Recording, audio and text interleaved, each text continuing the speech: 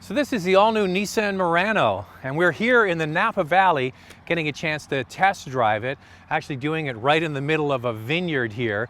Now, some exciting news for people who are fans of this mid-size crossover. The price has changed and so have the available packages. Now the Murano starts under basically right at $30,000, and front-wheel drive is available again in the Murano. So $30,000 is the S model with front-wheel drive.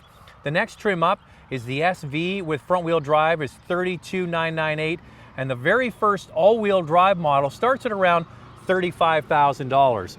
The fully loaded Platinum is the one you see here, and it's $43,000. So Nissan is really hoping that they're able to compete with a huge spectrum of potential buyers, starting at 30 grand and going up to 43. This vehicle has got a V6 engine. It's got mid-size capability, so some of those shoppers that are shopping for small SUVs like RAV4s and CRVs might think to themselves, you know what, for not much more, I can get us a V6 equipped premium feeling SUV. Now, there's no question about this styling as being bold and aggressive. You'll notice LED daytime running lights come standard, LED tail lamps. You can even get LED headlamps on the higher end trim levels. You'll also notice the boomerang shape to the lights in the front and the back. And one of the most distinguishing features is along the side here, you can see it's black all the way around. This is what's called the D pillar. They've blacked it out to make it look like the roof is floating, and that's quite unique. And also this big hip accent. It's also quite a nice size vehicle as well. So people who are shopping for a small SUV can get a bigger SUV, and people who are looking at a premium SUV, once you see the inside, might consider this less expensive Murano. Now the inside of this Murano is initially when you get in is bam. Did they do a lot right with this interior? It really looks upscale. And one of the reasons why I think that this might steal sales from some premium brands, like Lexus, for example, with their RX is looking quite dated on the inside. And when you compare this to the RX, this screams more sophistication, in my opinion. And the materials in here are fantastic. You've got soft touch materials on the dash, on the side of the center console, on the armrest, everywhere is beautifully fitted soft touch materials. The armrest is big as well. And you also notice what looks like wood isn't. It's actually plastic. And it looks like a pearl kind of finish that you would get with a faux set of pearls. They've got it on the shifter, the center console, along the dashboard. It could be one of those things that looks good from far, but is kind of far from good. When you see it from a distance, it's flattering, but when you touch it, it's plastic, and it looks like plastic.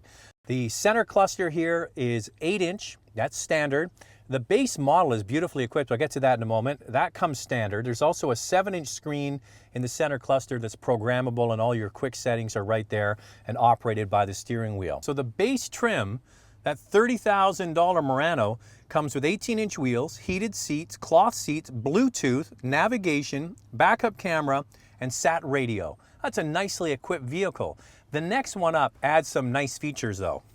That's the SV trim, which is available in the front-wheel drive model or the all-wheel drive. Remember, I told you it's $2,000 difference, $32,000 or $34,000. That adds this huge moonroof and also a power liftgate. And those are features that people are going to want.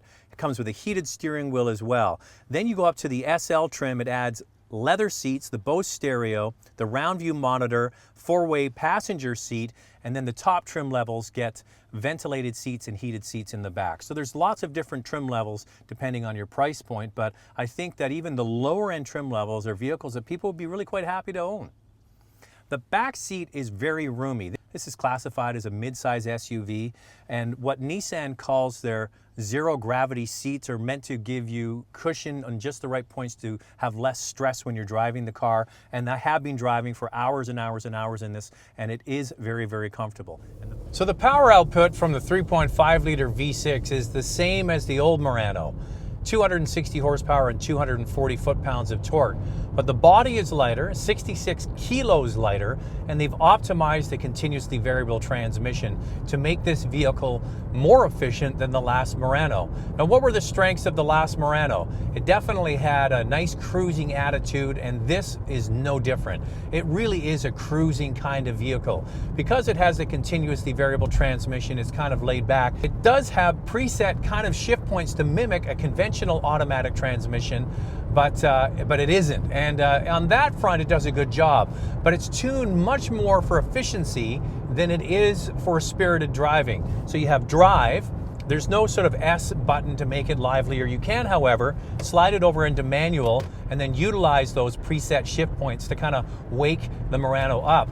But it definitely is a vehicle that feels more relaxed and sedate instead of spirited. Steering's the same way, very light, very laid back. So if you're looking for something that's, you know, large, got a lot of room for a family and cargo, and is comfortable, this is definitely the vehicle you want. If you're somebody that wants something that's agile and aggressive, this isn't your choice. But there's probably more people in the comfortable, cruising, great everyday functionality than there are in the sporty camp. And probably Nissan knows that.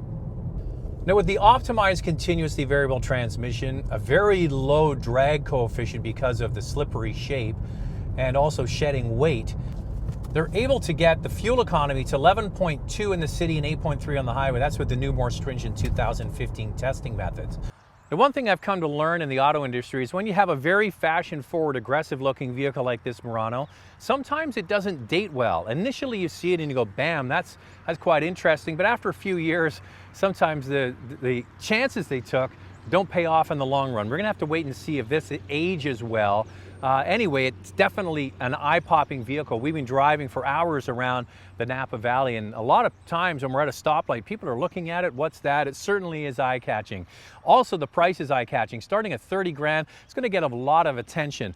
Now, driving, it's tuned definitely more to be a cruiser. It's not a spirited machine really at all, but it's quiet, it's smooth, and it's comfortable, and it makes it an option for somebody that's looking for a premium SUV at a relative bargain. So on many fronts, this vehicle will get attention for more than just its exterior styling.